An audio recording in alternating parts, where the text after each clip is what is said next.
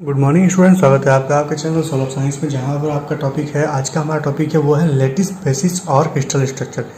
यानी कि crystal structure में लेटिस क्या होता है, बेसिस क्या होता है, वो क्या होता है, मैं आपको इस वीडियो में समझाने वाला हूँ और बताने वाला हूँ डेफिनेशन के साथ, नोट्स के साथ। तो सबसे पहला जो टॉपिक है वो है लेटिस और स्पेस लेटिस। मैंने यहाँ पर और का साइन लगाया है, यानी कि लेटिस और स्पेस लेटिस दो है, दोनों एक ही चीज़ है, दोनों में कोई डिफरेंस नहीं है। तो अगर मैं लेटिस को डिफाइन करूँ इन वर्ड, तो ये जो होता है, it is the infinite regular arrangement of points in 3 dimension in which every lattice point has identical surrounding. देखिए, मैंने आपको लास्ट वीडियो में क्रिस्टलाइन सॉलिड के बारे में बताया था। तो क्रिस्टलाइन सॉलिड में क्या था कि जो एटम्स और मॉलिक्यूल्स थे वो हाईली अरेंज होते हैं। तो उस हाईली अरेंज एटम और मॉलिक्यूल्स को अगर मैं एटम्स और मॉलिक्यूल्स के फॉर्म में ना दिखाऊं, बल्कि एक जो है पॉइंट्स के फॉर्म में दिखाऊं, ठीक है, इन्फानाइट पॉइंट्स के रूप में दिखाऊं, तो वो जो पॉइंट्स हमारे होंगे वो कहलाएंगे लेटिस पॉइंट्स, एंड या उसे आप स्पेस लेटिस कर सकते हैं। और जो ग्रुप होगा, ठीक है, उस लेटिस पॉइंट का, उसे हम कहते हैं स्पेस लेटिस। ठीक है, यहाँ पर देखिए, अगर मैं आपको दिखाऊं,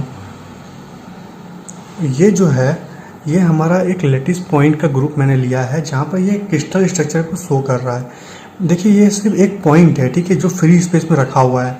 3 डायमेंशन में अगर आप सोचोगे तो ये सिर्फ एक पॉइंट है जिस पर कुछ नहीं है, ना कोई एटम्स है ना कोई मॉलिक्यूल्स है। ये सिर्फ एक पॉइंट है जो कि हमने इमेजिन किया है कि इसके स्थान पर जो है हमारा एटम्स होगा या मॉलिक्यूल्स होगा किसी क्रिस्टल का। तो यहाँ पर आपको ये चीज़ समझ में आया होगा। तो इसी को आगे बढ़ाएंगे। तो बेसिस क्या होता है? बेसिस जो है फिजिक्स में, बेसिस का मतलब यहाँ पर जो है वो होता है एटम और मॉलिक्यूल्स और आयन। यानी कि एटम्स को, मॉलिक्यूल्स को या आयन को जो है हम यहाँ पर बेसिस कह रहे हैं। ठीक है, तो अब क्रिस्टल स्ट्रक्चर क्या होता है? क्रिस्टल स्ट्रक्चर जो होता है वो होता है when we place basis on lattice point then we get crystal structure. यानी कि जब हम लेटिस पर बेसिस यानी कि एटम्स या मॉलिक्यूल्स को रख देंगे तो क्या होगा कि हमें एक जो स्ट्रक्चर मिलेगा वो होगा क्रिस्टल का स्ट्रक्चर। यानी कि लेटिस, देखिए, स्पेस लेटिस को आपको जो है अच्छे से समझना पड़ेगा, क्योंकि जब आप बीएससी में पढ़ोगे आगे फिजिक्स में, तो आपको इस लेटिस का बहुत काम आने वाला है। ठीक है, तो ये सिर्फ एक इमेजिनरी पॉइंट है जहाँ पर हम कल्पना करते हैं कि यहाँ पर एटम्स या मॉलिक्यूल्स होंगे। ठीक है, इस पॉइंट पर एटम्स या मॉलिक्यूल्स होंगे। तो जब इस इमेजिनरी पॉइंट पर हम एटम और मॉलिक्यूल्स को रख देते हैं तो हमें एक स्ट्रक्चर मिलता है जो कि कहलाता है क्रिस्टल स्ट्रक्चर। ये देखिए, लेटिस है, ठीक है, और इसमें से अगर एक लेटिस की बात करूं तो this is called lattice point.